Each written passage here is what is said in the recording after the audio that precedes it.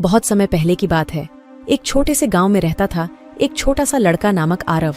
आरव का सपना था कि एक दिन वह आसमान की ऊंचाइयों तक पहुंचेगा। उसके गांव में एक रहस्यमयी पुरानी किताब थी जिसमें लिखा था कि आसमान की यात्रा का राज एक जादुई पतंग में छुपा हुआ है। एक दिन वह रहस्यमयी पतंग ढूंढने निकला। अपनी यात्रा में उसने एक जादुई वन में पहुंचा जहां पर चिर्पिंग बर्ड्स और मैजेस्टिक ट्रीज ने उसका स्वागत किया। माहौल एकदम अद्वितीय था और वहां एक बुद्धिमान हकीम बंदर ने आरव को मिला।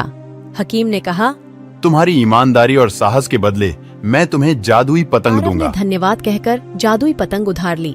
पतंग को चलाना आरव के लिए मुश्किल था, परंतु हकीम ने कहा, इसका रहस्य सिर्फ तुम्हें ही पता आरव ने होगा। पतंग को चुराकर आसमान की ओर उड़ान भरने का प्रयास किया। पहले चरण में ही वह एक नए और जादुई दुनिया के साथ जुड़ गया। आसमान में उड़ते हुए आरव ने एक अद्वितीय दुनिया को देखा जहां पर रंग बिरंगे बादल और जादुई पशु पक्षी बसे थे। आरव ने एक दिन एक प्राचीन दृष्टि से युक्त दृष्टि में देखा कि उसके गांव में कुछ बुरा हो रहा है। उसने देखा कि लोग अपने आप को खो रहे थे और वातावरण में अफसोस छाया हुआ था। आरव ने देखा कि एक भयंकर राक्षस उन्हें बाधित कर रहा था। तुरंत आसमान से उतरा और जादुई पतंग के साथ राक्षस की ओर बढ़ा।